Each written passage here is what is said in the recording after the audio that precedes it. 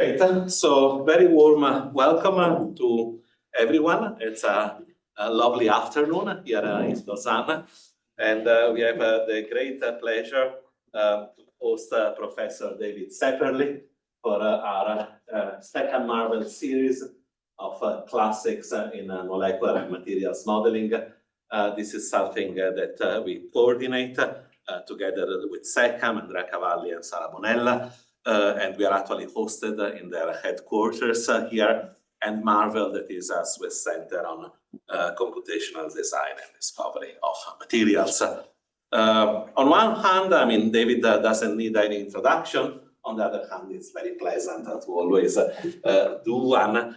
Is really, you know, one of the founding figures of quantum Monte Carlo methods. This is in particular what we are going to discuss today. David got his bachelor degree from University of Michigan, and then he got his PhD from Cornell. Thank you. I should have prepared better. But following the PhD at Cornell, he actually came to Europe, to the University of Paris. So that would be maybe a topic for later discussion. He did a postdoc at Rutgers University, so that's a trait that we share. And then he joined Lawrence Berkeley and Lawrence Livermore National Laboratory as a staff member before moving in 1987 to the University of Illinois at Urbana-Champaign as a faculty member, where also one of the very large supercomputer center is located, apart from being in the Department of Physics. David is a fellow of the American Physical Society. Is a member of the, of course, National Academy of Science, and is a member of the American Academy of Arts and Science. So without further ado, let me actually, before we start, mention, you know, well, what the second Marvel classics are, where we invite the originator of milestone conceptual steps method and algorithm. And one of the nice parts of this event is that we don't have only a lecture, but we also have an interview with the speakers to try to give a slightly more human side of what it is to be a researcher in the field. And since we have a captive audience here, let me also mention some of the other events that will take place. Actually, on Thursday, we will have Gerd Seder give one of the Marvel Distinguished Lectures. And on February 28th, we will have here an event, what we call actually a Marianne Mansay conversation, following sort of the first one, where Marianne Mansay that actually coded many of the molecular dynamic codes that Bernie Albrecht used. So she gave the first one. We'll have one on science and diplomacy. So with this, let's give the floor to David, and we switch to the computer here. How do we do that? It's almost automated. I guess I could have done it. Sorry. It's okay.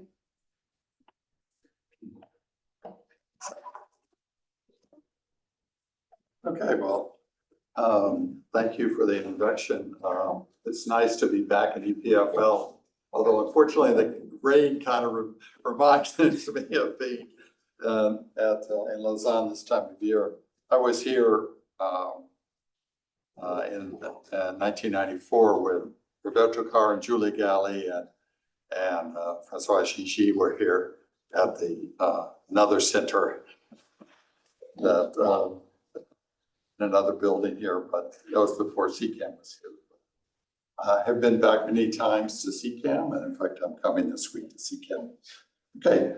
What I'm going to talk about is actually kind of a mix between a history and a little bit about Monte Carlo, although you won't learn very much about it. I'm sorry, I'm not teaching about Monte Carlo today.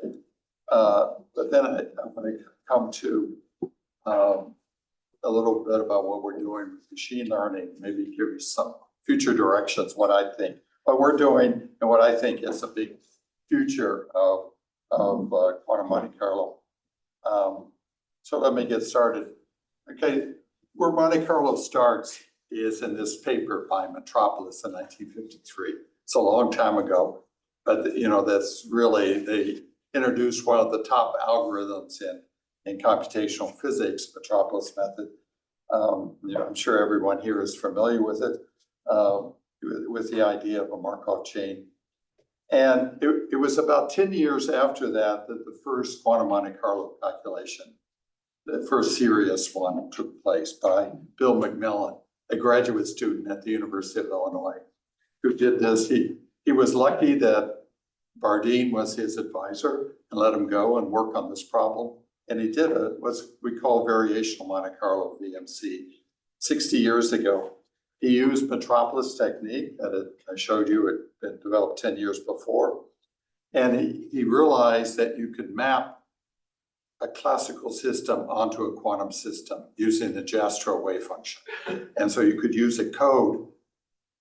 These were codes not in Python or Fortran, but in assembly language back then, with cards and with wires and things. And he did some very important physics back then. He verified that this kind of a wave function describes superfluid helium. That is in terms of getting a pretty low energy and calculating the condensate fraction, how much, the fact that it's a Bose condensed system back in 1964. And there were a lot of new methods that we use today. How do you optimize wave functions? How do you calculate energies and expectation values? If you think about the kind of computer that he did it on, you would be amazed. I mean, basically, it was called an Iliad computer. It was the first computer that had transistors. It had 8,000 words of memory, the total memory, but he did up to 108 particles in this. So you have to manage your memory very well. And you had fast memory and slow memory. And the slow memory was actually a drum that revolved and mechanically, right? And it'd be like reading off of a magnetic tape. This is going around in circles, right? So the fast buffer was 25 microseconds. So anyway, what is variational Monte Carlo? In case you don't know this, you're not going to get very much about methodology, but basically, the variational principle you all know about. You take a wave function and you have a Hamiltonian, H. I guess I'm supposed to use this mouse here. And this is the Hamiltonian here, whatever it is. In this case, it was a Lennard-Jones potential. Sorry, David, are you changing slides? Oh, I did change slides. Aha. Yeah, it didn't change here, did it?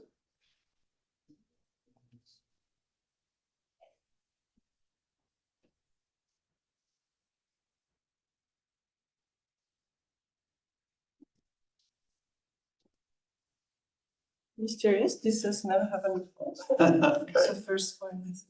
25 microseconds. That's right. Let's try again. Shall we try again? Uh-huh. So none of my slides changed.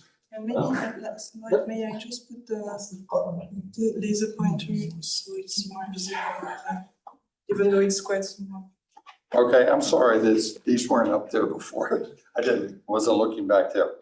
Okay, so anyway, these are the papers in physical review of Macmillan.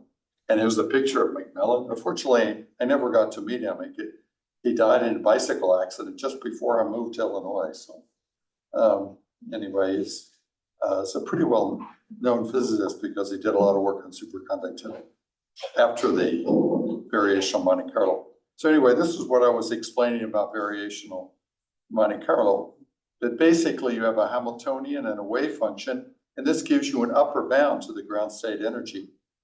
And the basic idea is you sample your coordinates from the square of the wave function using the Metropolis technique. And then you take the average value of the local energy, which is this quantity here. And then you just multiply and divide by the wave function to prove that. It's not very complicated. And then the variational part is considering if you have any free parameters in your wave function, you try to vary them to get the best possible upper bound, right? That's the variational part. Now, the recent wrinkle, where Giuseppe is an expert here, is to use a neural network to make a general class trial wave functions.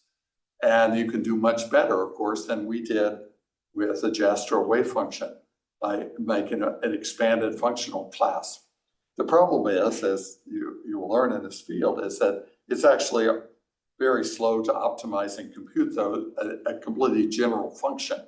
But somebody will figure out how to do it, I guess, and it will be the future. But right now we work with pretty simple wave functions, or at least Macmillan did.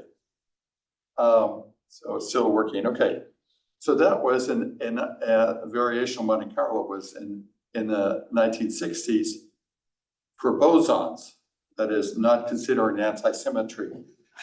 The real revolution came with one of my advisors, Mal Kalas, shown here, who wrote this paper in 1974 with Dominique Levesque and Lou Verlet, which I call KLV, is doing an exact calculation of hard spheres with what's called projectile Monte Carlo now.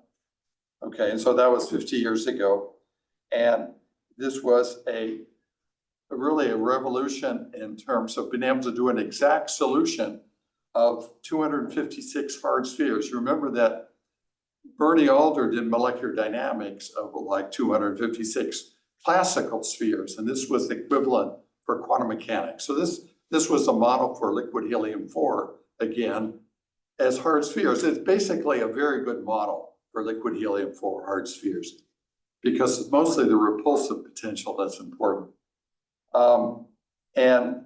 But in this KLV paper in 1974, he put together a lot of the QMC techniques that are still being used in projector or diffusion Monte Carlo, including a drifting, branching, and diffusing random walk. It was different in that it had no time step error. They didn't talk about imaginary time, but it was in there. Believe me, it was buried deep inside the code. It wasn't obvious when you read the paper. And they used importance sampling, which is essential if you're going to do very many particles, like more than 5 or 10 particles, to do importance sampling. And you have things like ensembles of populations that you evolve in imaginary time, and you have population control and so forth. So that was all in this paper, and that was when I was a graduate student. And so this is what I started working on. And here is a little bit of mathematics. What is projector Monte Carlo? Well, it's basically just this simple statement that if you take a trial wave function here, phi of 0, 0 means the imaginary time, and you use the Hamiltonian to project out the excited states, you'll end up with a ground state at large t. And so this is what's called projector Monte Carlo. And it's so at large state. So this, how can you do that? That's because this operation turns out to be a diffusion and branching operation. And so, but the trouble is that this wave function can only be described as a probability for a bosonic system. And so this is where the fermion sign problem comes in. If this is a complex wave function, it's not a probability. So even though this operator is a probabilistic thing, what you're starting with is not a probability. So that's the fermion sign problem, which I'll talk about in a few minutes. So for the ground state of a non-relativistic Hamiltonian, you can solve. That's the bosonic problem. Or one-dimensional problems you can solve. But generally, in quantum mechanics, you can't, and that's the sign problem. Now, so going back to my historical development, this is when I was a graduate student. This was one of my first papers. One thing you notice is this is what happens when you write a thesis and you let your advisor submit the paper.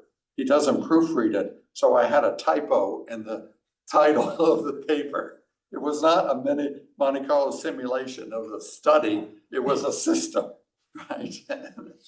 But anyway, you can see that these were back in the days when a secretary had to type your paper and then they sent it in the mail to the journal and then they sent back the proofs, but I was already in Europe, so I couldn't see the proofs. So I never had a chance to see the paper until a year later. But anyway, this is where we did the first mini fermion calculation, and it was again variational Monte Carlo. And we had some of the new features we had to deal with is how to treat the anti-symmetry. And I'll discuss that in a minute, but well, I think I'll get to these points later. These are my advisors, Jeffrey Custer and Mount Kalos. So what was new? Why was there a 12 years between when Macmillan did bosons and then we did fermions? We did helium-3, for example, instead of helium-4.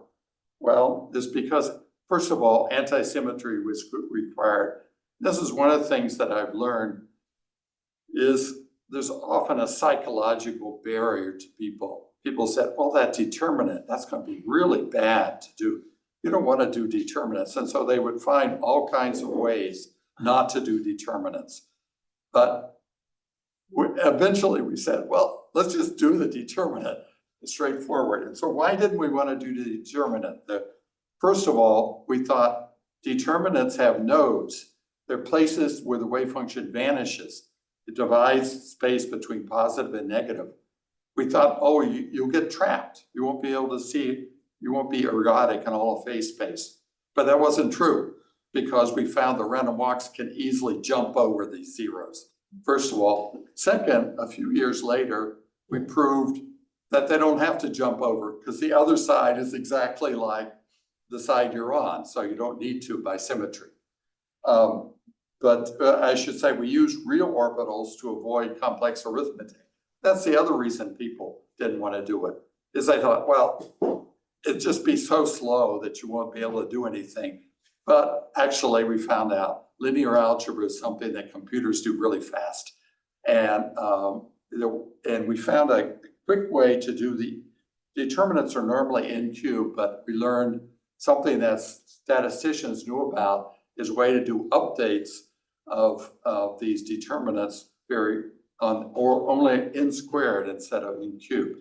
And so that made things faster. And so we could actually do a few hundred fermions without too much trouble. So here's the kind of a computer equipment we have. It was called a CDC 7600, but nowadays all the students I see are sitting there looking at their monitors or looking at their phones or whatever. This is what we looked at, our card punches. We had to type out cards one at a time, no typos allowed. And then you make a deck like this. You couldn't drop the cards. You had to keep them clean and in order. And you had to read them in the machine like this. And then you had to wait 24 hours to find out if you had any bugs or not. So that was our graduate student life, actually doing that. And then 10 years later, we could put things on tapes like this, big tapes, and we could read them in. But every computer vendor had a special way of reading and writing the tapes. And you could not go from IBM to CDC successfully. Anyway, I then, after I did the variational calculation, I went to Paris and I worked in the group of Relay. And there we had the same thing, punch cards, a different kind of computer. But as my project as a postdoc, I decided to work on electron gas. And that was kind of it was because people were talking about two-dimensional electron gas on the surface of helium. And now 40 years later, this subject is back with these Moiré lattices and graphene layers and so forth. But so they never really realized it back in the 70s, but now you can do experiments on it. But I developed these techniques, Ewald sums. That is, I didn't develop Ewald sums. I put them in the variable Monte Carlo. One of my big breakthroughs was to make a trail function that had no parameters. So you just had to put in the electron density, the dimensions of space, the number of particles, and then it would no optimization of the wave function was necessary. And it had all the right physical conditions cusp condition, long range potential. And then I was very rapidly able to look at physics, like when does a Wigner crystal form? When does it become ferromagnetic and so forth? What is the energy of the electron gas and so forth? And so that was what I worked on these ancient machines that had punch cards and so forth in Paris. And then I moved to Berkeley, and I then took this code, variational code, and changed it into projector Monte Carlo code. And I did the same thing, and this is where quantum Monte Carlo intersects with density functional theory, because this was the calculation where it was used back in the 80s as the basis for the exchange correlation function, the diffusion Monte Carlo calculation of the electron gas with Bernie Alder. And basically, it was basically the code that I wrote as a postdoc in Paris, and then generalized to do projector Monte Carlo. So I got a lower energy because I'll explain in a second. But again, there was no longer punch cards at that point. We could enter things on a computer monitor now. But we had only about 2,000 lines of Fortran code.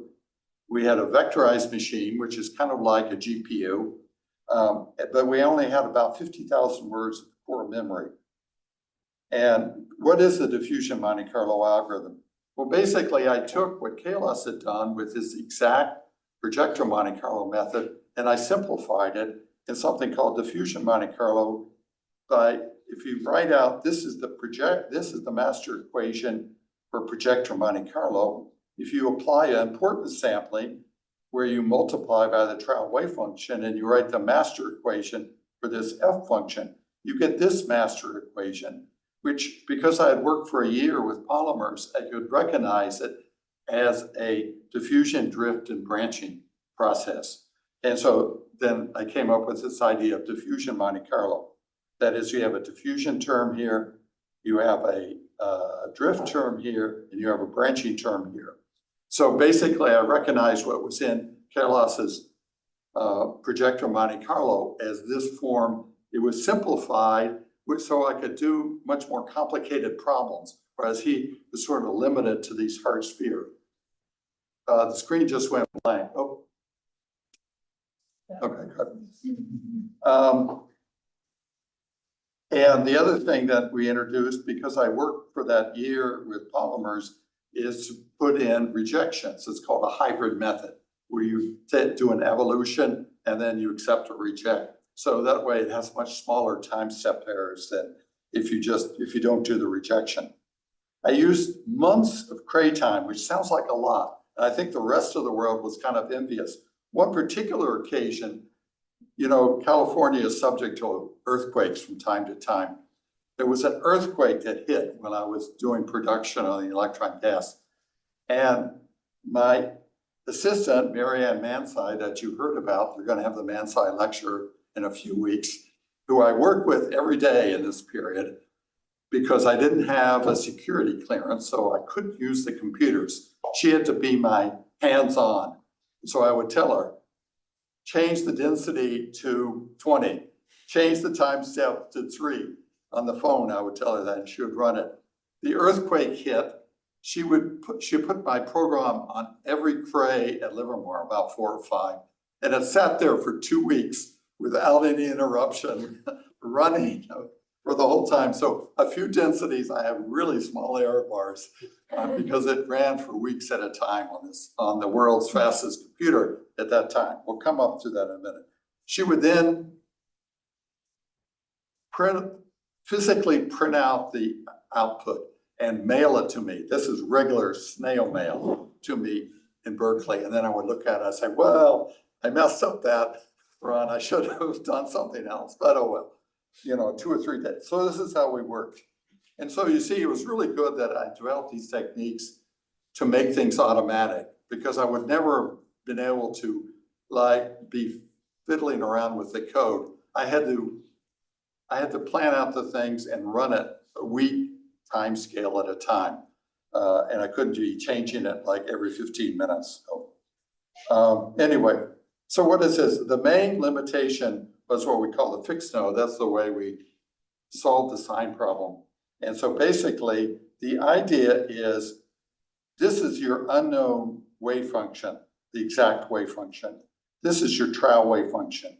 The fixed node means if you're dealing with real wave functions, you want the product of this to be positive of these two. So when this trial wave function vanishes, you want your exact wave function vanish. So what you're effectively doing is dividing the unknown wave function into a modulus and a phase. You're keeping the phase or the nodes fixed, but the modulus could be anything, but it has to be positive. And you get the best possible, or it goes again. Okay. You get the best possible upper bound.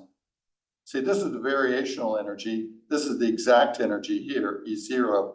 So the fixed node is the best possible upper bound with that constraint, right? So typically you recover about 90% of the correlation energy that's missing in your variational wave function. And if you happen to get the right wave function, the right nodes, then you get the exact energy. And it scales just like variational Monte Carlo, like n cubed or better. And you can generalize this thing. I presented it as a real wave function, but you can also talk about complex wave functions or lattice models or finite temperatures. And there's a generalization for those conditions too. This sign problem, that is to go beyond this approximation, well, I'm not going to talk about it, but it was interesting. A few years later, I discovered this quote in Feynman and Hibbs' book on path integrals in 1965, and he recognized the sign problem in the path integral language. That is, he developed his theory of imaginary time path integrals that describe superfluidity. And he says, well, it would be nice to do this for fermions too, but he hasn't figured out a way of doing it. In a way, we figured it out with our restricted paths, but it's somewhat approximate. So anyway, it was interesting that Feynman had discovered this back in the 50s. Now, we held our first quantum Monte Carlo meeting in Paris, 1982, which I attended. And these are some of the things that we were working on back then.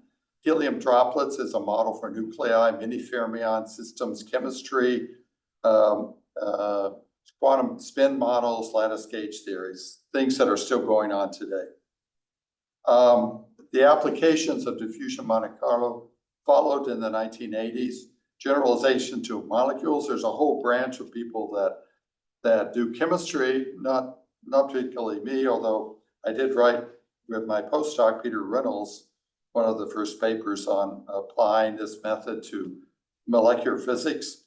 But we started doing dense hydrogen back then, which we're still doing. And we did other problems like muon physics and so forth. But the other branch, the thing that we actually worked on a lot in the 80s was to do things at finite temperatures. How do you connect the ground state quantum systems to classical simulations where you don't have quantum mechanics? And that's what path integral does. And it started with this paper of 1953 of Richard Feynman on how we describe a superfluid helium, how you understand that in terms of imaginary time path. So essentially what Roy Pollack and I did in 1984 was to just simply take this imaginary time path integral and apply Monte Carlo to it. But there were a lot of tricks that we had to invent along the way. And here's the kind of the picture of path integral solution of bosons. This is a 6 bosons in this box, in two-dimensional box, at high temperature. You have these black points, black circles, which are the boson. Each one turns into a path, which is like an elastic band, right? And so what Feynman did is he said that you can do the quantum mechanics of these 6 particles in terms of all the ways of moving around these particles and stretching the band. As you go down to low temperature, the band gets longer and longer, right? Except when you have bosons, something else happens. They're allowed to reconnect. And so this is what happens when this rubber band, the elastic band, gets bigger and bigger. They're allowed to reconnect with their neighbors, and you get this kind of picture here, where you have a path like this, and this is called a winding path because these are periodic matter conditions. And this is actually what's involved in Bose condensation within Pythagorean Monte Carlo. So you have to do the sampling both of the paths and the connection of the paths behind Monte Carlo. And we sort of generalize this to fermions a few years later. Okay, maybe I'll skip over this. I just wanted to show you this one slide though about the computers. I looked up this graph of how much computers have changed since I did all of that work you're talking about. Here is today's computer here. 1 second on a powerful computer, probably in Switzerland or in the United States, equals all of the time that I used in the 1980s, basically. If you look at the scaling of 10 to the 9th in computer power. So even though I had access to like running these giant Cray computers for weeks at a time, that corresponds to fractions of a second on today's computer in terms of how many flops you could conceivably get out of them. That's assuming. Of course, we worked really hard on optimizing our codes, and I'm not sure that that happens anymore. Here is the work environment. I've said a little bit of this before, but LaTeX, that was a big change when it was introduced in the mid-80s. The internet started being useful in the 1980s, and I came to Italy as a sabbatical in 1986. Here we go again. But what a revolution. Instead of sending those terrible tapes, which would never work, I could send my files on the internet. And this was what I had to do. You had things called BitNet and ARPANET, and you had to send things from one network to another network on servers. This was the instructions that I gave to somebody to send me things. Here's the first chance that we had to work at home. We had something called a Silent 700, which like a typewriter, and you put your phone in here. Of course, when you were using the phone, no one else in your family could call in or out. It was only 300 baud. And then it would write on this terrible tape. Let me give you power, maybe it helps keeping it awake. Oh, you think that's the problem? Oh, Except I don't have another port. No, but it is connected. No, it is connected. Yeah, okay. Anyway, but I remember when my daughter was a baby, then at the middle of the night, I could check on my jobs and see if they were running and print out the results. Anyway, let's skip over this. I wrote this in 1995 when we were required to put up a website, and I put down top reasons why nobody uses quantum Monte Carlo. The number one reason is there were no codes that people could use except in our own research group. So that's why nobody else would use it. It's still somewhat true. And some of the other reasons were, well, we really like to do dynamics and other things. So anyway, there have been a lot of development since then. One of the development is pseudopotentials, trial wave functions. There are a lot of much better trial functions. There's a lot of codes available now. There's a lot of ways to correct, get rid of some of the systematic errors. There's other methods like auxiliary field, quantum Monte Carlo, rotation, and so forth. So we've discovered a lot of things. I won't talk about that actually. We plan to have another speaker today to talk about some of those things. But in the last, since the 90s, we discovered many interesting things, and it's made some big impact, for example, in Bose condensation and some other areas. But the continuum quantum Monte Carlo is focused on energetics of ground state structures, like what is the energy of this state versus that state, where you do heroic calculations to get small error bars. But the computer time requirements are extreme, and the optimization for the wave functions is extreme.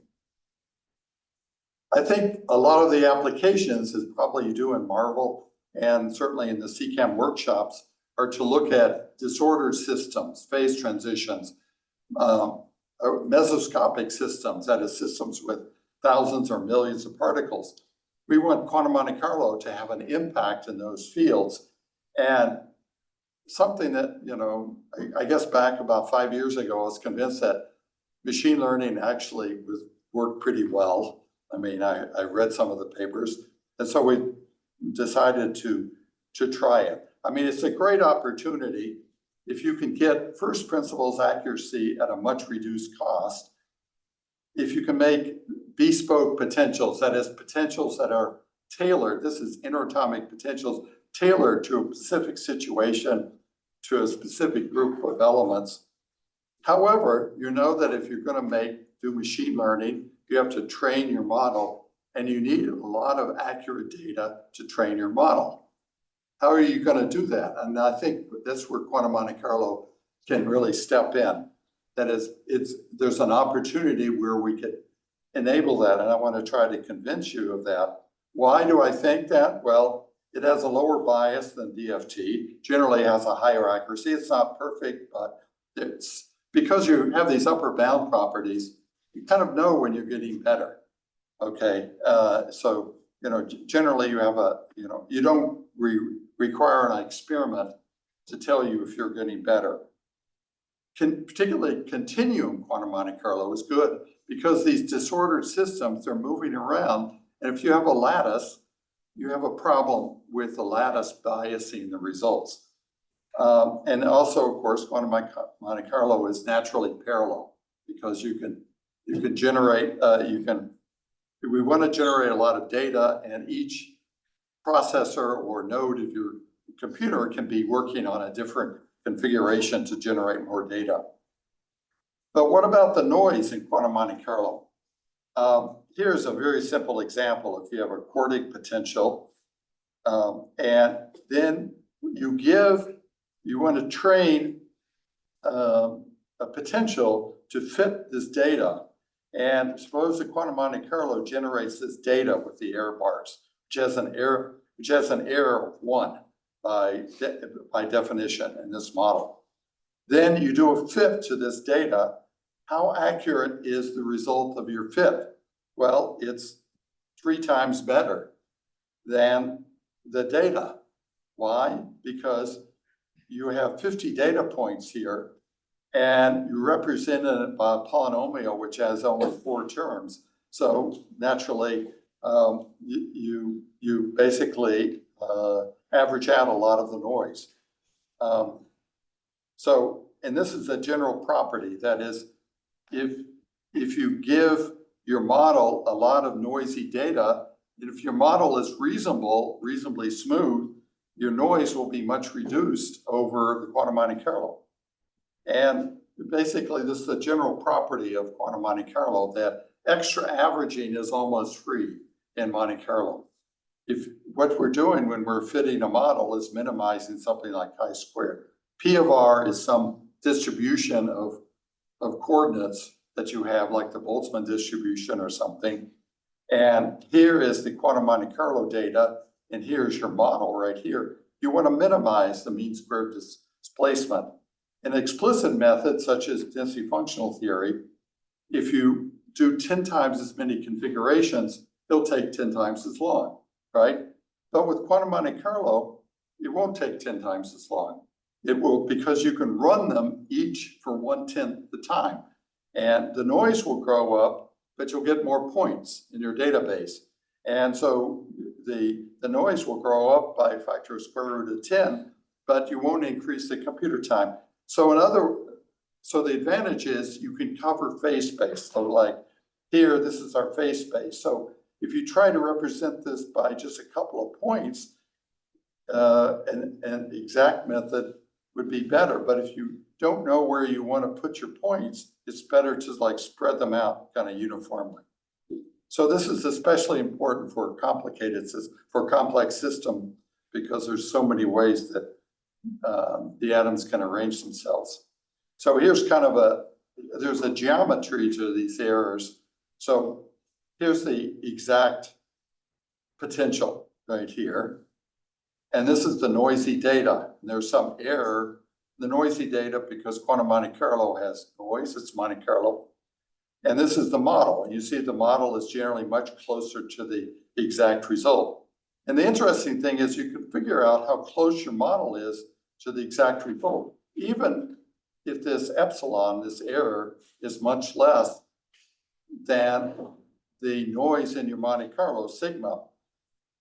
You can basically it's because the noise in epsilon is uncorrelated with the noise in the quantum Monte Carlo. And so they have to be orthogonal to each other. And you can basically use this rule. You can essentially subtract out the errors of the quantum Monte Carlo and figure out how good your model is. And I should have showed you my picture here. So here's an example that I'm going to talk about with hydrogen. So I still have, what, 15 minutes. So I'm going to talk about mini-body hydrogen now. And this is an example of this geometry of the errors. So we have a distribution, a database of hydrogen where we sampled a lot of configurations. We sampled 20,000 configurations. Then we computed quantum Monte Carlo forces and energies. And then we fit it to two different models, a deep MD model and a MACE model. And this shows you how close, this is the exact result for the Born-Oppenheimer surface, the red dot. And this shows you how close the MACE model is. This is 2 EVs here. This is for 96 atoms, it's not the energy per atom. It's in the total system, 2 EVs. Here's the deep MD model. But look at DFT. This is how far off DFT is from the exact answer. You see these distances are much greater than here. It's all on scale.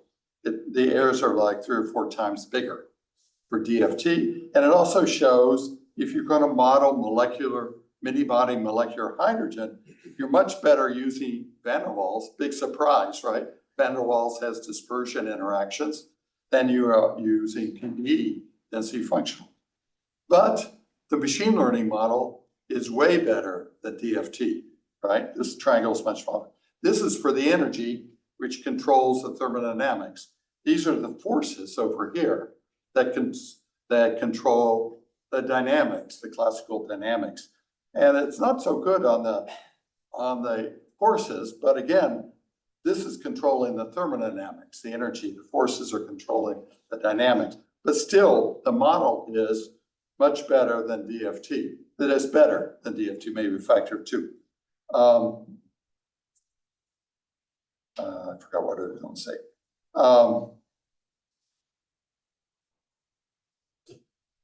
So let me back up and talk about hydrogen a little bit. Why do we study hydrogen? Well, I say that sort of 3 reasons. First of all, there's lots of important applications. Hydrogen is ubiquitous, both in astrophysics and in fusion, but it's also a common element, right? In chemistry with hydrogen and so forth. But also there's a lot of interest in superconductivity now. I'm more interested in the fundamental physics. What is the phase diagram? You know, I'm also interested as a benchmark for simulations. I mean, after all, if we can't do hydrogen, what chance do we have of doing a more complicated material? And it's something they can do experiments on, and we can compare with experiments. It is simpler in that we don't have core electrons. We don't have to deal with pseudopotentials or carry along core electrons. But on the other hand, there's strong quantum effects of the nuclei, either protons or deuterons. And there's a lot of experimental and theoretical interest. This is the group that I work with. I want to mention them. First of all, Marcus Holtzman, who's maybe familiar here at EPFL now, and Carlo Pierleone, another somebody that's come to CCAM a lot. And then these are my group coming out of the University of Illinois: Kevin Lee, Scott Jensen, Ricky New, Shubhang Goswami, and Paul Yang are students at various stages of their career. So I say my COVID team. Obviously, this is a snapshot from one of our weekly sessions that we've had the last 4 years, talking about these. And here's kind of like the phase diagram of hydrogen. Again, this is on a astrophysical scale. That is, these are many orders of magnitude down to what you might find in a low temperature physics laboratory here, to plasma physics up here, to very dense matter here. In fact, I have the next graph shows you, if you drill a hole in Jupiter, you follow a line like that until you get to the interior. And unfortunately, there are very few ways that you can do experiments in this dense regime. They can do diamond anvil experiments at below 1,000 degrees and below 1,000,000 atmospheres pressure until the diamonds break, or you can do shock experiments where you take something and you compress it using a lot of lasers. And you can get some information in the nanosecond you have of doing the experiment, but not very much information. And so there's a lot of questions in this phase diagram that we want to answer. For example, what is the melting line here? That's the only thing I'm going to talk about, because I only have 5 minutes left. But there's also a question of how it goes from molecular hydrogen to atomic hydrogen. Is it a superconductor? Other things. And these are the different quantum Monte Carlo methods that we've applied. But right now we're going to talk about this machine learning aspect in here. Machine learning could be applied to the whole phase diagram. This is where we've actually done the work on. I mean, it looks like a small region, but it is over, an order of magnitude and temperature and pressure. And then if you do direct path integrals, you're up here. If you do variational diffusion Monte Carlo, you're down here at low temperature. And the intermediate region, unfortunately, is the part that's most interesting for experiment.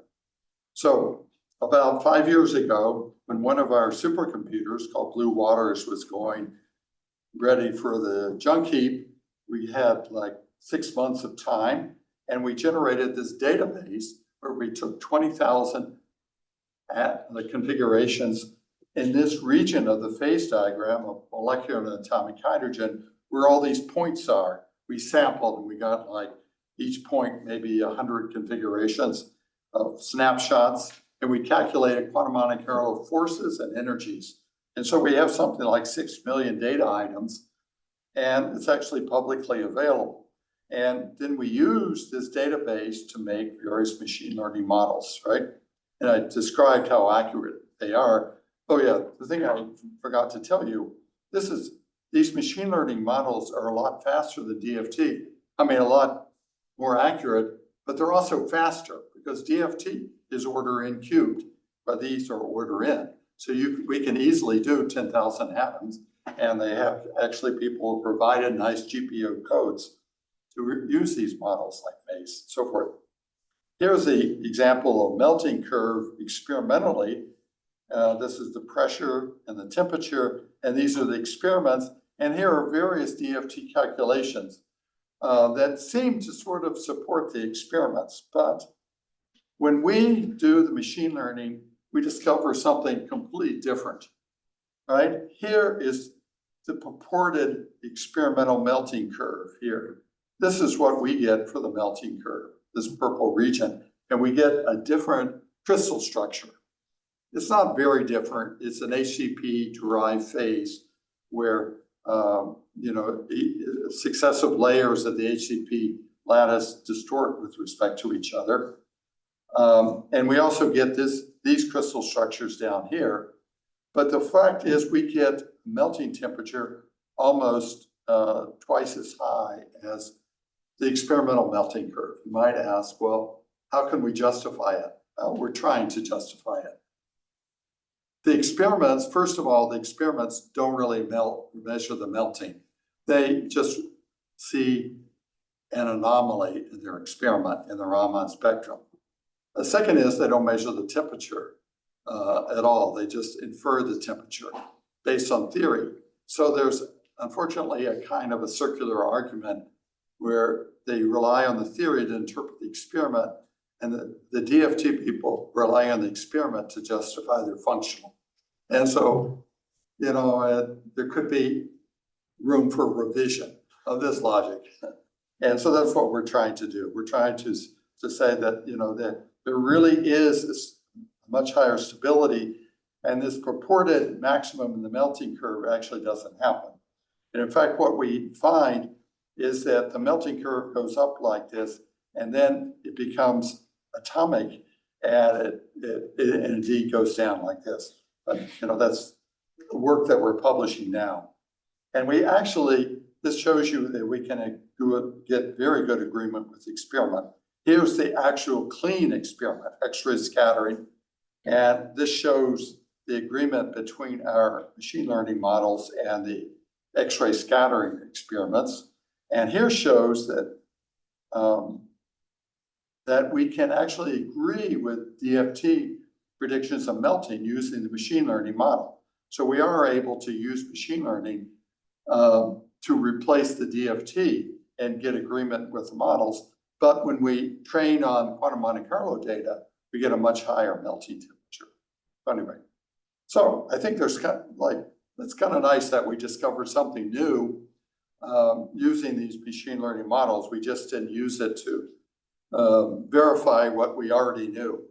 But I think there are a lot of challenges and opportunity, and I hope some of the people here, young people here, could take up some of these challenges. Like, I think quantum Monte Carlo can actually be used as an engine for these machine learning models. But then the question is, what type of quantum Monte Carlo is best? How is best to compute the forces? How to select the configurations to train on? How to speed up the quantum Monte Carlo?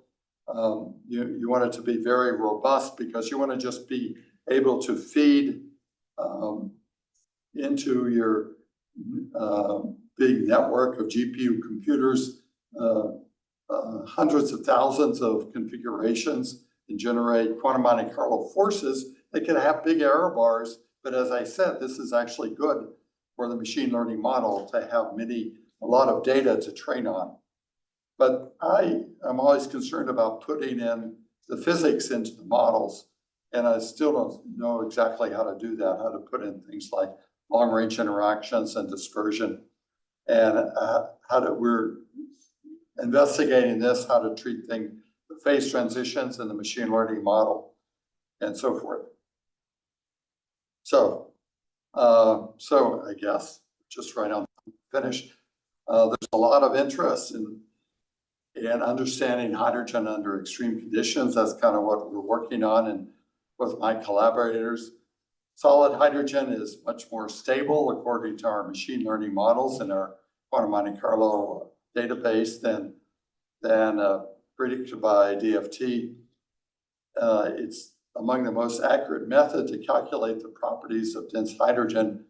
And the machine learning, we certainly couldn't have calculated this whole phase diagram and found new solid phases if we were doing quantum Monte Carlo by itself, because we didn't have that much computer time. And so the machine learning definitely helped in doing exploratory physics. So here again are the names of my collaborators. We have somebody new in our team from Grenoble, Metro Vistas, and the other people are here. So I'll stop and take questions. Thank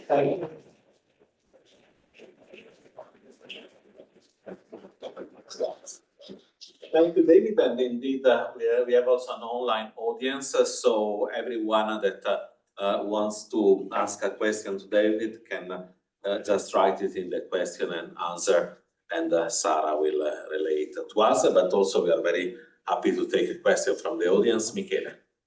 Oh, hi. Hello, thanks a lot.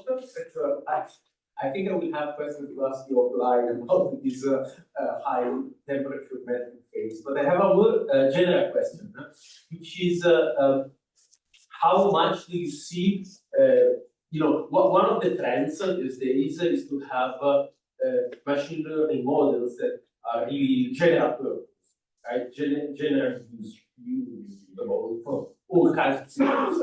And of course, these rely on DFT that for a large part of the periodic table doesn't make any sense.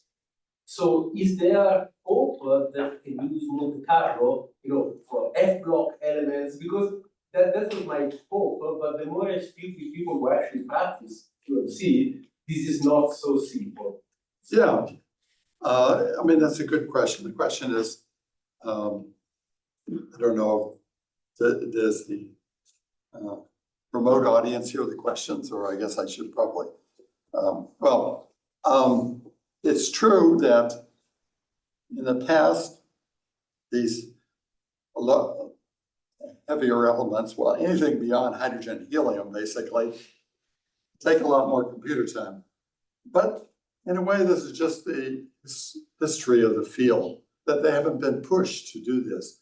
And maybe machine learning can help in this, like come up with better ways of doing pseudopotentials and come up with better wave functions and so forth. But again, going back to one of my slides, I think these are real questions that I have, and I can't answer all these questions, is how to improve the quantum Monte Carlo so it can deliver the data quicker, right?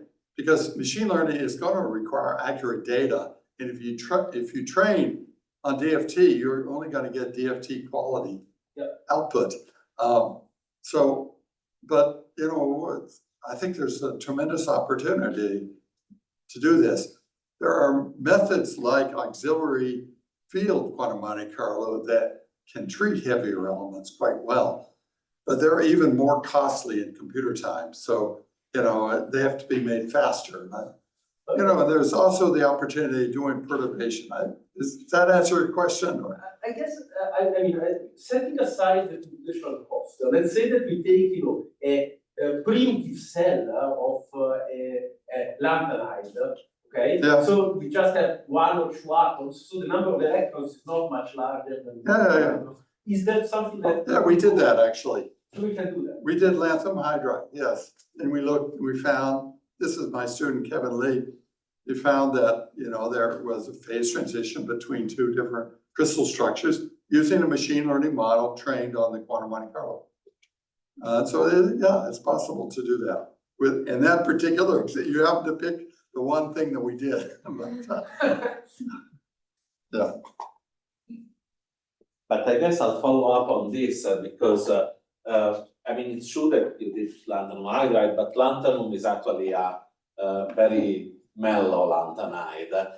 And in some way, the challenge in all these systems lies in the nodal surface. I remember some of the very beautiful work of Michele Casula and Sandro Sorella on the iron dimer. And in some ways, the challenge there was not the quantum Monte Carlo side, getting the sampling, but it was really, getting a good nodal surface. And in particular, the system, you have to explore, different multiplate states and so on. So it's not super easy. So I wonder, if that's really one of the challenges for. Yeah, it certainly would be a challenge, but maybe the neural network people can solve this problem for us. But for the wave function, like which determinants, in fact, there are papers all the time on this, like which determinants do you need to add and so forth. But the other answer is, I'm not saying that quantum Monte Carlo can do all possible problems. All methods, they have a domain where they work better, and there's other domains where they don't work so well. So, it's a future to figure out where those domains are. I don't know. But in terms of coming up with data like we did on hydrogen, I think there are lots of systems that we can do and generate these kind of forces and energies for to train models on beyond the DFT level. Please. So one of the two questions that we have online actually follows more or less along the lines of what you were saying, because they asked if you think that it's going to be possible to use machine learning or artificial intelligence techniques to overcome or mitigate the sign problem in projector QMC. For example, using them to predict or guide the sign structure of the wave function Hamiltonian in an imaginary time evolution. Well, yeah, it's certainly possible. The way I would approach it, though, would be to, the idea in the variation Monte Carlo is then you try to use a general antisymmetric function and train and use your neural networks to train that to get the lowest energy. What I would like to do is to try to learn what terms are missing. We already have pretty good wave functions for lots of the periodic table where you start out with Slater-Jastrow wave function, and then you add backflow, then maybe you add something else. Now, but there is sometimes something missing. It would be nice if the neural network would tell us, oh, we have a fourth term that you didn't really think about that you should have put in there with just a few parameters. I think if you're going to use quantum Monte Carlo to generate data, you're going to have a kind of an automatic wave function that you can quickly generate. Somebody feeds in, like we had when we were doing this hydrogen example. We just had a production where we had a snapshot of configurations. We have a standard wave function. We calculate energies and forces. That's it. Put it in our database. No humans are involved in that workflow, right? We want to do that for other elements too, where we have just, and so if we can generalize the wave function beyond Slater-Jastrow backflow and to add more terms, which are kind of automatically put in certain situations, and then you can put it in your workflow and you can get better forces and energies. I mean, I think that's the way I would do it. Now, other people would do it. I mean, if you're at Google or DeepMind or what, I mean, you can choose a lot more computer time and you can do other approaches. But I think if you look at the really successful artificial intelligence applications, they have lots and lots of data. So I think that's the direction you have to go to generate these machine learning potentials. I'll give it to the audience again, as Sarah mentioned. Yeah, so there is a question that is specifically about some of the results that you've shown. So why do your models show a distinction between atomic and molecular hydrogen in the phase diagram? Is there an associated dissociation energy along this threshold? Yeah, do I still have it? Oh, yeah. This is the line between atomic and molecular hydrogen right here. So actually almost the entire phase diagram is molecular, except for this corner right up here, the upper right-hand corner is the atomic. That's one of the big questions. This is called the liquid-liquid transition. And actually we have new results, and I didn't put them in my talk. But the new result is that this line pretty much terminates as a phase transition right here. And it could stick up a little bit into the liquid phase, and there could be a critical point right here, but it's more like water, where this liquid-liquid transition is buried in the solid like it is for ice. You know, there's a long controversy about that. So it's not really a phase transition. What the question was, and so it is likely that you go from the liquid H2 to the liquid H without a first order transition. There's a crossover, and there's definitely something noticeable in the thermodynamics, because obviously the entropy of these two phases is quite different. Sorry, I said phases, I didn't mean phases. These two regimes is quite different on this side and that side. But there is a question, and that's something we actually have a manuscript, and the Dress group has working on this results too, that is this a phase transition or not? And results have differed over the years. People saw a rapid change from the molecular phase to the atomic phase, but they didn't show that it's a first order transition. And so now we think it may not be. I guess I'll get the last question. So I think the less the new generation are a little bit disappointed that the machine learning works so well. So how it removes the mistakes of quantum mechanics. And so the question is, can we break machine learning? That is there something in the math of quantum mechanics that the math of machine learning cannot capture? I don't know if let's see.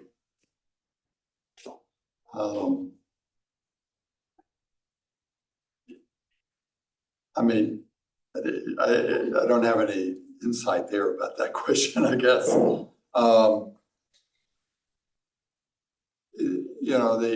You kind of worry about exotic phases, like all these topological insulators or the even superconductors or so forth, whether machine learning will be able to capture those things. There's certainly limitations on the machine learning model, which we already see. Machine learning models, the ones that we've used like DeepMD and Mace and so forth, are all short range.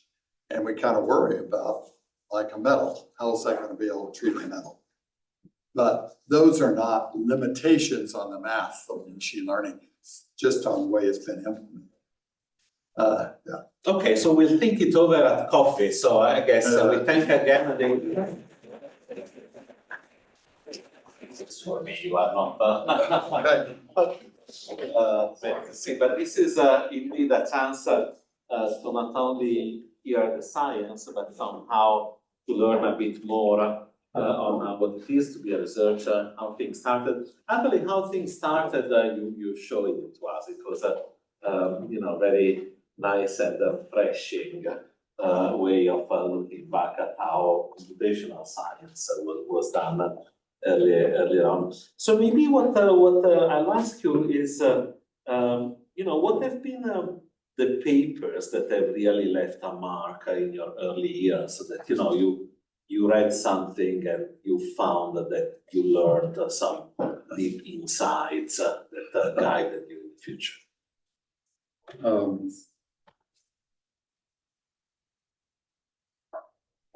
Well, I think I mentioned a few of them already in terms of, for example, Feynman's path analysis. A lot of Feynman's, like his book on path analysis, certainly made a big impact. Actually, Feynman's lectures, physics, came out at the time I was a student, and that made a big impact. And that was one of the reasons I went into physics.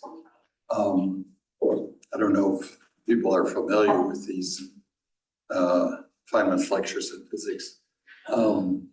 I am. I don't know if the new generation is. I am sort of terrified. No, they seem to be familiar.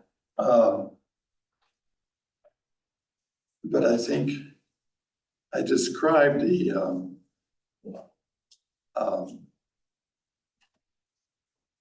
when I came in as a graduate student, I was working on the Green's function Monte Carlo, which was this early version of projector Monte Carlo by Kalos. And I think to almost everyone, it was completely inscrutable but it turned out there was some lecture notes made by Hansen on some lectures that Kalos had given in Paris, where he explained everything. And that was actually a big inspiration to read the still unpublished lecture notes that he had given explaining the method. And then I was able to use these to develop the diffusion Monte Carlo method based on these lecture notes. The other thing that was really important early on was the 1 year I spent working in polymer physics, because there's an analogy between polymers and Bose-condensed systems, which was immediately apparent. So I spent a year learning about the thermodynamics and dynamics of polymers. And that was it. And using that information, I was able to translate it into the path integral description of superfluid systems. So I think that was a big influence. That 1 year I was forced to work in a different area of physics. Do you still read papers? Oh, yeah, Okay. sometimes. Sometimes I have to read papers when I review them, and when I read grants, and I have to correct my student papers and so forth. But I do read some other papers too. Sometimes I wonder if we are drowning in No, too much information. I certainly only read a few percent of what I should read, but I do read. And also when I was working on writing the last few papers, usually my students have been writing them, but that forced me to read some of these other papers that I'm referring to in my own paper, so yes. So you mentioned Feynman, I guess, no, did you ever see him lecture, or did you ever see him live? I wonder if, scientific society sort of lacks these days a Feynman or a sort of figure like this that is able to really, bring forward concept in science. Well, I remember as an undergraduate, I did see a video of Feynman. I don't think that counts, but that was back in the 60s. And then I did actually meet him once in the 1980s at a very small workshop in San Francisco. And that was that was eye-opening. It was actually in the last years of his life, but I did get to talk to him about how we developed the path integral method based on what he had written in the 50s. And yeah, and at that time he was very interested, for example, in quantum computing and in computing in general when I met him in the 80s, because his daughter worked at one of these parallel computer companies. And, he was there as a consultant, and, he talked about some of the new algorithms and ways of doing parallel computing. And it was around that time he made the analogy between whether quantum computers could do things that classical computers couldn't do. Yeah. Wow. I have to admit that once my car in Boston was broken into, and nothing was touched, but the 6 tapes I had of Feynman lecture were really? stolen. So I wonder if it was an MIT student impoverished stealing this. By the way, everyone is welcome also to ask a question here, also on the side. One of the other questions that I like asking is, was there a moment in which you felt for the first time that what you were doing was really relevant?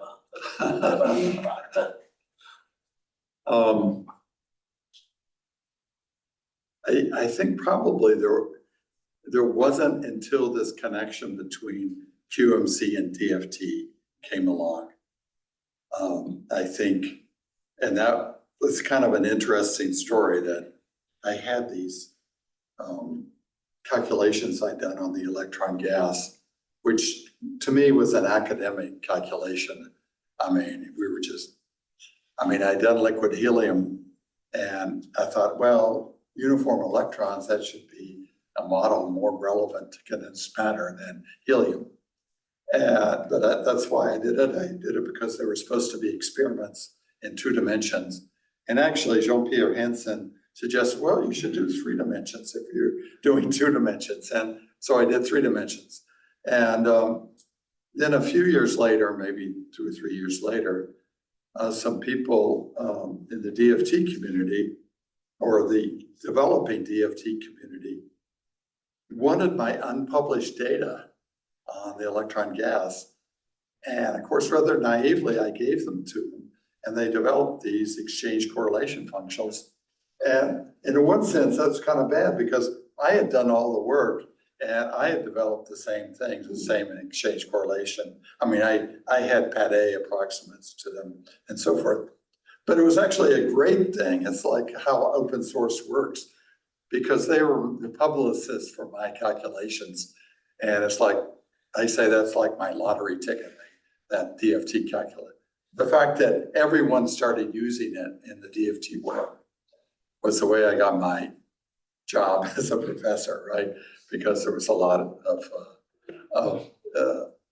of citations and a lot of noise. Which, if I had published my PET-A approximates of the electron gas correlate, nobody would care, right? Nobody would have noticed it. Maybe.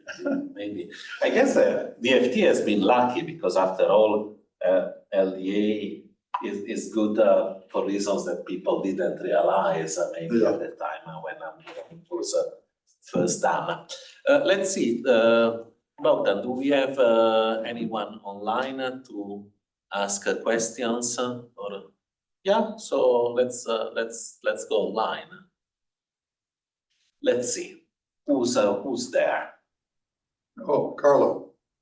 Yeah, hi, David, hi, Nicola. Very nice to see you. Hi, Very sir. interesting talk, which I, of course, know quite a bit. I'm actually, for the audience, I knew David, I think he was 92 or 93, in Osua, actually. Oh, postdoc, and I think he was in Osua. I was a postdoc with Bernard Bernier in Paris, and it's when we started to work together on hydrogen, high pressure hydrogen, with path integrals. And so that was, for me, was really a change because I was coming from polymer physics, actually. So exactly what David mentioned. And yeah, I wanted to ask you because, of course, Feynman papers, I guess, was very inspiring for what you developed at that time. And you say Feynman was very interested about this application, numerical application that you developed with Roy Pollock. But what about the fixed, I mean, the restricted path? Did you ever talk to Feynman about that? no. You didn't have a chance. Was, It was too late. Yeah, when I talked to him, it was before we had that insight about the restricted path. It was just 2 or 3 years before that, yeah. No, I never did. So no chance to know what Feynman would think about that. Because Yeah, that's, I think, is something that you, of course, you propose and you use, and we use together also. But then it has remained a little bit underdeveloped, I would say, right? yeah. No, I think it is. It is an Well, interesting mathematical result. Whether it would be practically important, I'm not sure. But I mean, the result is not to be too mysterious. You know, Feynman said in that quote that I put up, but I mean, I don't have it here now, but that there's no way to sum up this series of yeah, in both systems. You can write the partition in terms of exchanges like pair exchanges, 3-body exchanges, 4-body, and so forth. They just all add up. But in fermions, you know, the even ones have one sign and the odd ones have a different sign. And you know, there's this huge cancellation, and all the interesting physics is obscured by this cancellation. But what we showed was there is some way of getting rid of the cancellation and just having the sum of positive ones. Unfortunately, it requires knowing what the nodal surface of the density matrix is in order to do this. But the question is whether there is some simple ansatz that would give you the rule. And I don't think anybody has answered that question. And yeah, exactly. Yeah. And methodologically, I think is something that would need to be done at some point. Mhm. And I don't know what you think about that, because this is a missing piece of information and of I don't know. As you say, maybe it will not be so interesting, but we have seen, I mean, when people do this, for instance, in hydrogen, along the Hugonot, we need to take thermal electrons, right?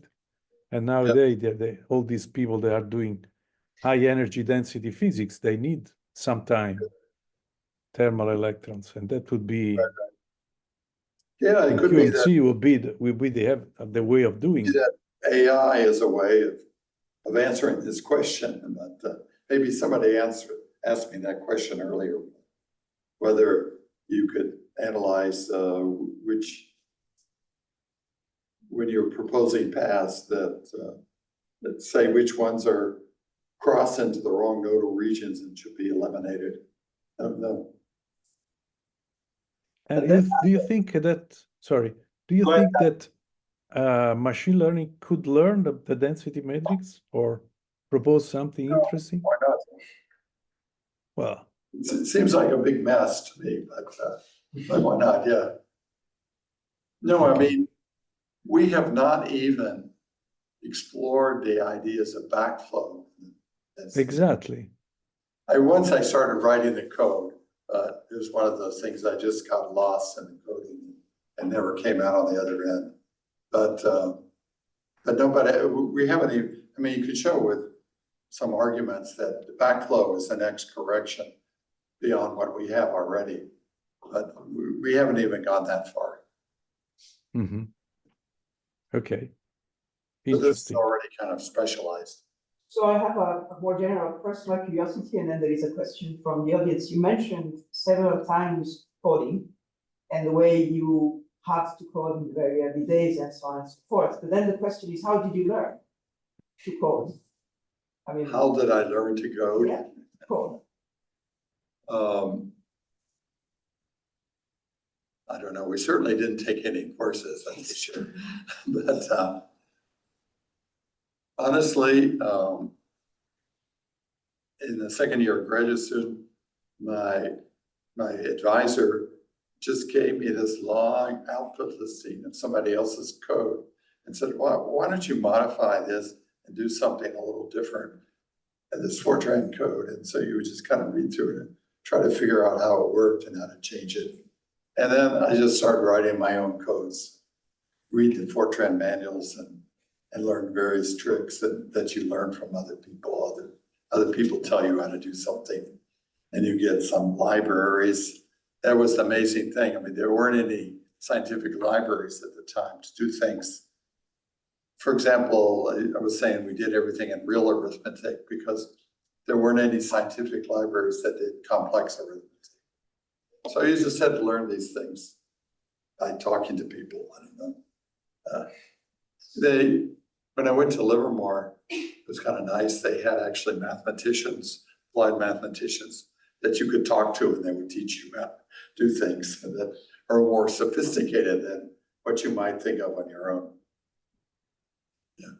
We have a question from Gigi, and then I think one from the audience. I have a connected question.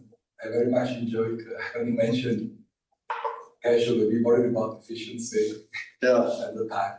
And so I would also think that maybe some of the, if random person tried to do what you did, for example, on a million times faster computer, it would probably be only 10 times faster.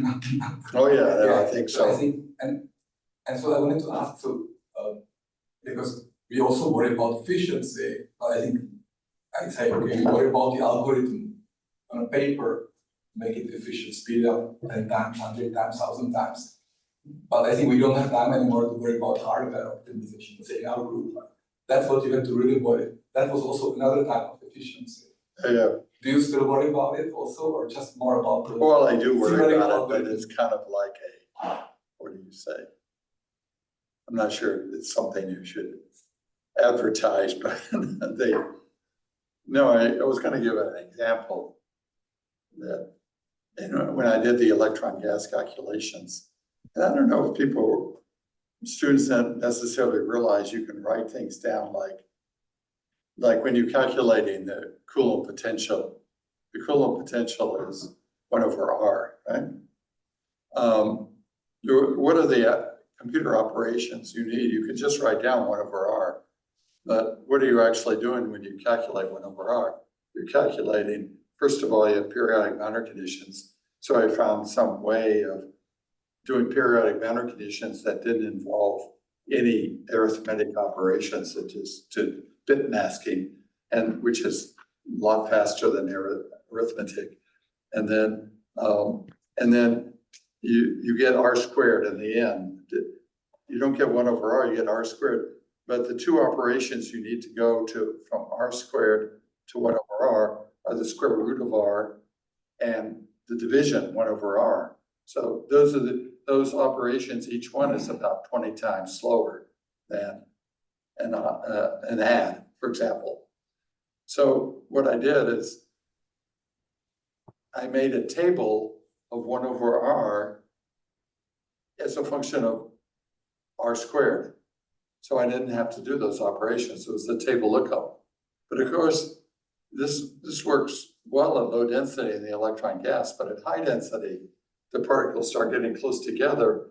And because we could only have like 100 table entries because we didn't have more memory, we had problems when electrons would get too close or we get too small. So I had to apply corrections to my results to account for the fact that my table was too coarse. This is the kind of crazy things that we wasted time doing.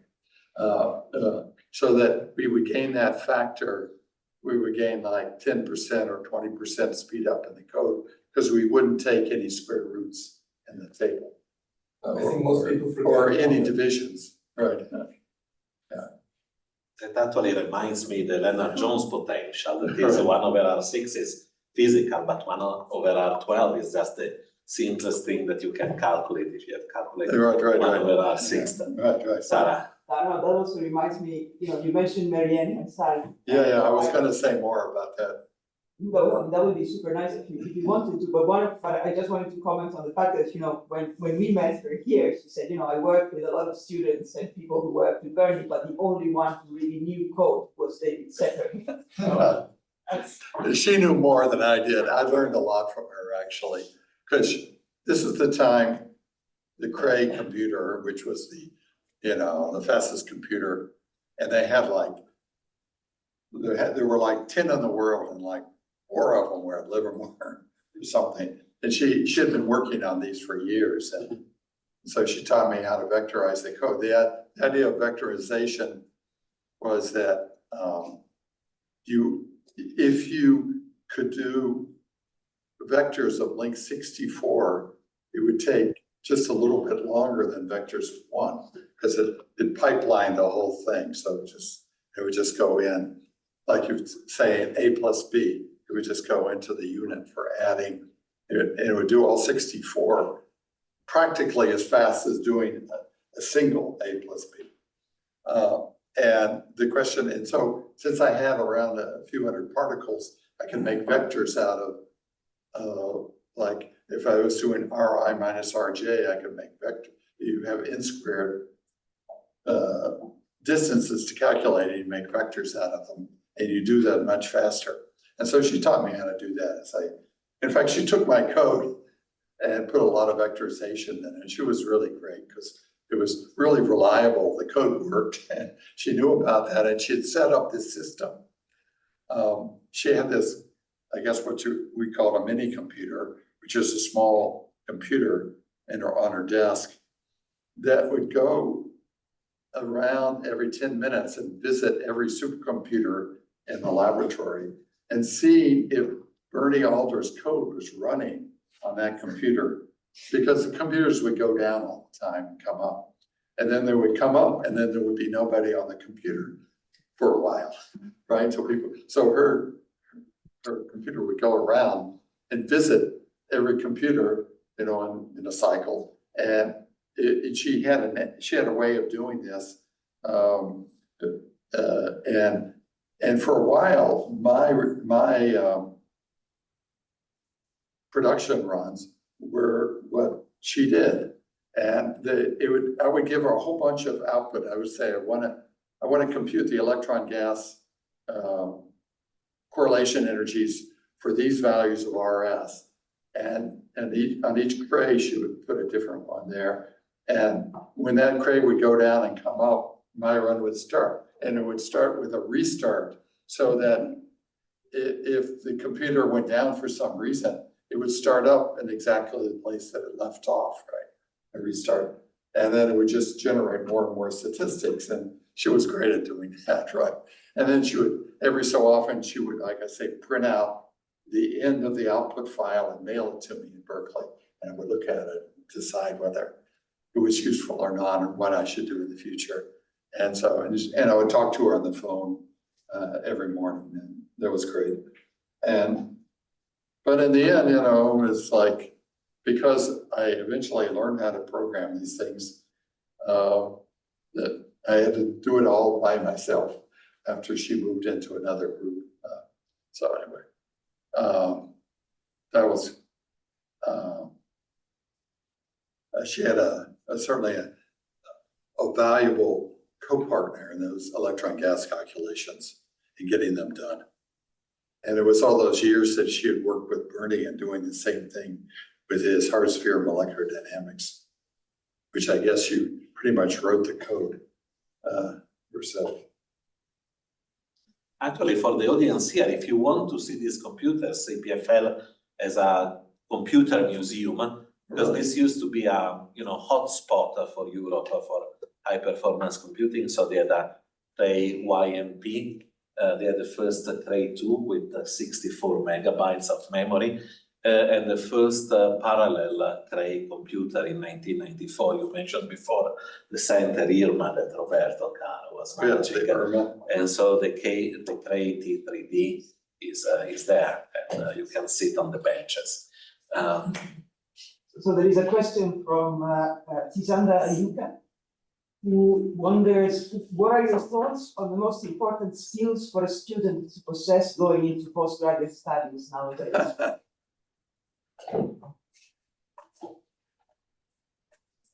Well, kind of depends on the direction that you want to go, I guess. I think in the future, of course, a lot of the work is teams, and I always worked on small teams, like 2 or 3 people, like with Carlo here, or with Roy Pollack or Bernie Alder and so forth. So it was good to develop some good contacts of people you could work with, and do something more than you could do on your own, and build up some. But you also want to own some field of your own. That is, you become an expert in something that's important, obviously. And that's a good skill to have, to figure out what's important, what could be important to other people. One of the advice I sometimes give to people that are becoming like an assistant professor, I'm talking about an American university, of course. You want to become useful to some of the other members in your department, do things for them, and so they'll think highly of you. We don't want to go off in your office and close the door. But so related to this, and before introducing the next mystery guest, suppose that I take out the second magic wand that we use very sparsely, and I remove your PhD, so you have to start again from scratch, and you can't do a PhD on quantum Monte Carlo. So what would you dive into? Well, I think the whole machine learning thing, of course, I really do think that is the revolution, this part of the century. I'm not so sure about quantum computing, to be honest, but we share that thought. So let me also, we have another, as you can see, mystery guest here. Oh, I and see let who me that give is. it the word. Paul. So first, thanks to David and Marble CCAM for doing this. And I've got, David, sort of 2 related questions prompted by all these historical discussions and your talk. And I was wondering, first, in terms of the evolution of the method since the 70s and 80s, could you describe perhaps one development that really surprised you? And then the second part of this, if you'll indulge, is perhaps one thing that you thought that would happen, but has not happened so far, at least. So one surprising development and one non-development, something that still remains to be done, perhaps. Well, I have to say, one of the things that surprised me is how successful auxiliary field on Monte Carlo has been, how accurate it is. And this is due to Shi Wei Zhang's efforts, pretty much entirely. That's been surprising. Okay, that's the first. The other thing is I'm surprised the whole thing with the forces has not been resolved. On my list of the top 12 things that I thought needed to be done, that was I thought the easiest one. And that surprised me that people don't do forces. We do forces, but only for hydrogen. And other things, I don't know. Maybe it surprises me that the idea of making black box codes like lamps through QMC is so difficult. That's been kind of surprising. But that's partly because of the evolution of computer hardware that makes it harder, this whole GPU business. If we stuck to CPUs, it probably wouldn't have been an issue. But yeah, I'll add, I think on your list of top 10 or top 12 things that need to be worked on, I think most of them there's been a lot of progress, but the top one about using forces for general materials, the molecular systems, that's still not quite there, although obviously there's been some progress in the last few years. Sorry, just this comment on GPUs, modern hardware being so tricky, sort of triggered me, because when I hear your stories about these punch cards and you have to operate by snail mail, it doesn't sound like an easy life, either. So I'm wondering if maybe somehow the tools that we use to interact with GPUs are not up to the standards of professional coders. This is the kind of maybe my age comment, but I see my students working, and they're working many hours and so forth, but what you accomplish is not a lot more. What they accomplish with tools that are immeasurably better than we had, but what you accomplish scientifically is not so much more, right? And the question is why, and it's just the problems that people are doing are more complicated than we were doing. They're trying to do harder things. If all you're doing was the electron, gas, and helium, you would have accomplished. I mean, I give those problems to students to see if they're able to do anything, right? I often give as when a student comes in and wants to work with me, I say, well, can you reproduce Macmillan's 1964 helium calculation by next week?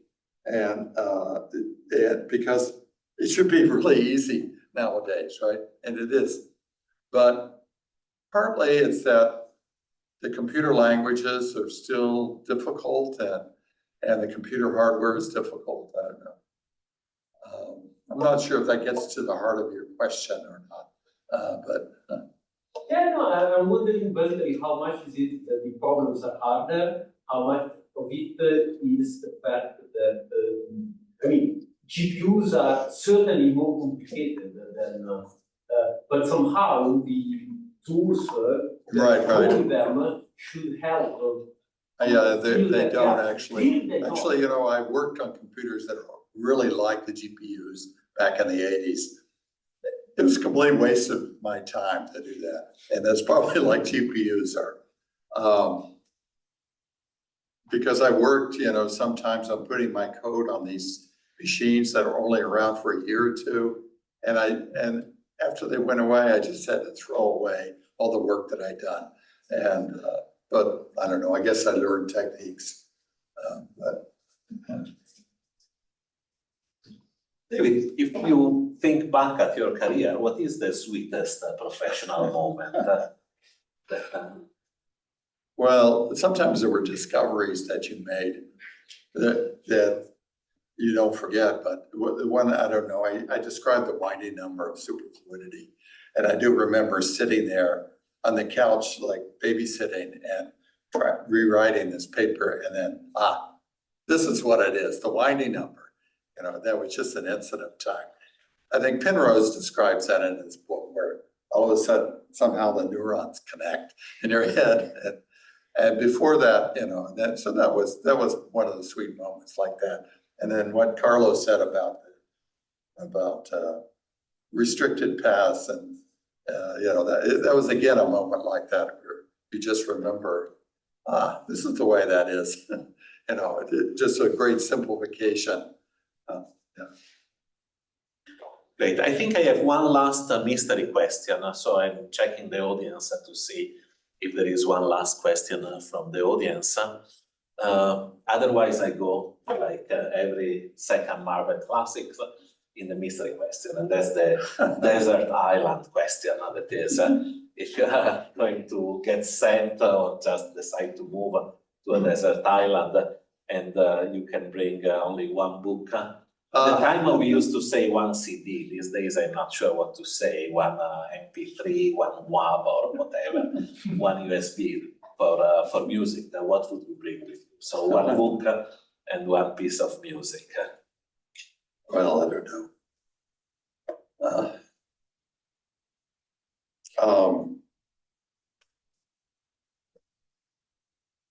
Obviously, it would be a very big book. No, I think I would take a math book probably, because I've always wanted to learn more mathematics. So, a book about, I have a big encyclopedia of mathematics, for example. Probably. Yeah, So hopefully it's a desert island. One book and one blackboard. Yeah.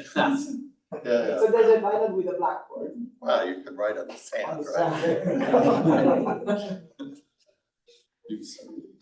I don't know, music. I like the 60s music, so I guess I would take some of those, yeah. I just saw this one of Bob Dylan, and I'm not sure the movie was so profound, but it was nice to hear the old music, so.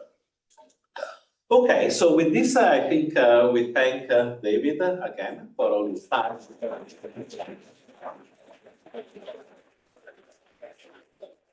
Thank you. And upstairs there is an apero. All right, great. So thanks again. Sure.